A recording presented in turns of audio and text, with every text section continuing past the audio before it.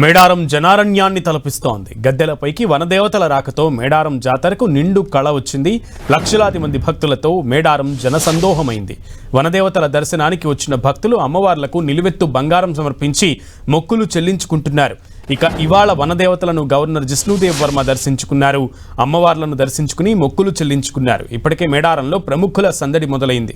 కేంద్ర మంత్రులు, రాష్ట్ర మంత్రులు, పలువురు ఉన్నతాధికారులు వనదేవతలను దర్శించుకుని నిలువెత్తు బంగారం సమర్పించుకున్నారు.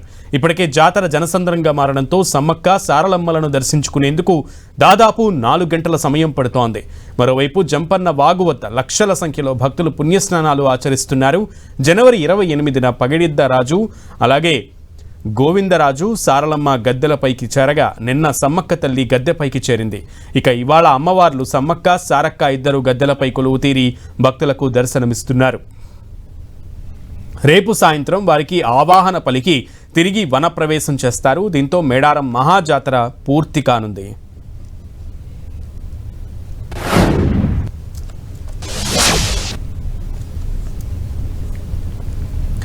మేడారం జాతరకు శివసత్తులు, జోగినీలు పోటెత్తుతున్నారు. సమ్మక్క తల్లిని ఆవాహన చేసుకుని ఎత్తు బంగారంతో మొక్కులు చెల్లించుకుంటున్నారు.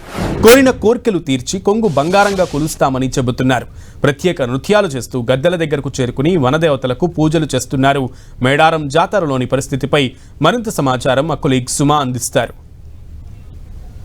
సారలమ్మ జాతరలో శివసత్తులు, జోగినిలు పెద్ద ఎత్తున అమ్మవారికి చీర, సారే, బంగారం, పసుపు, కుంకుమ, గాజుల్ని సమర్పిస్తున్నారు. మనం చూడొచ్చు శివసత్తులు, జోగినిలు ఒక్కొక్కరుగా అమ్మవారి దర్శనానికి వెళ్తున్నారు. తెలంగాణ కుంభమేళాలో ఇదొక దృశ్యంగానే చెప్పొచ్చు. మనం చూస్తున్నాం ప్రస్తుతం చాలా మంది అమ్మవారికి ఒడిబియ్యాన్ని తీసుకెళ్తున్నారు. మనం వాళ్ళతో మాట్లాడదాం. నమస్తే అండి.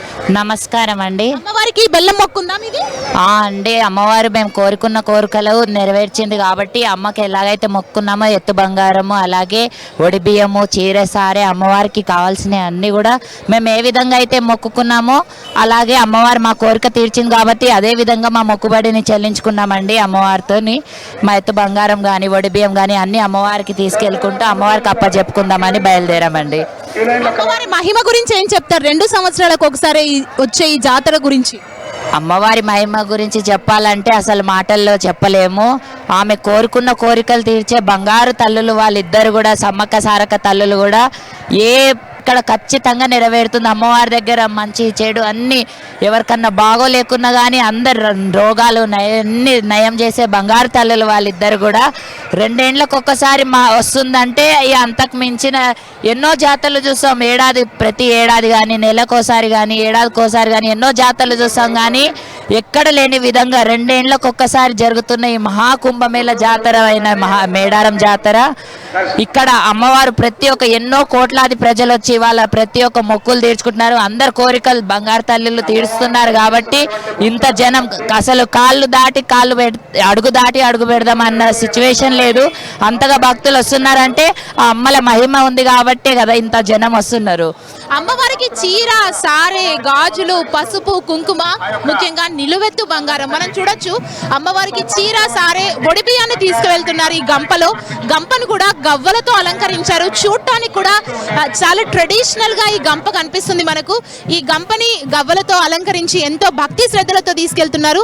ప్రతి ఇయర్ మేము ఇలాగే ఓడిబియ్యము, కుంకుమ, పసుపు, ఓడిబియ్యము, చీర, సారే, బెల్లం, బంగారం తీసుకొని అమ్మవారికి తీసుకొని వెళ్తాము. సారె తీసుకొని వెళ్తాము. తెలంగాణ ఆడపడుచులు కాబట్టి అమ్మవారికి చీర, సారె పెట్టడం మన ఆనవాయితీ కాబట్టి తీసుకొని వెళ్తాము. కాకపోతే ఇప్పుడు ప్రతి ఇయర్కు ఉన్న జాతర కంటే ఈ ఇయర్ కూడా గవర్నమెంట్ చాలా మంచిగా చేసేది. కానీ ఒకటి ఏంటంటే ఎప్పన్నా మాకంటూ స్పెషల్ క్యూ లైన్ ఒకటి ఏర్పాటు చేస్తే మేము కూడా వెళ్దాం కదా. ఇగో చాలా క్యూ లైన్ లేకనే ఇబ్బంది పడాల్సి వస్తుందండి. ఇదే మా బాధ. ఇది ఒక్కటే బాధాకరమైన విషయము. మేడారంలో ఉన్న పరిస్థితి. కెమెరా పర్సన్ సునీల్తో సుమా, మేడారం.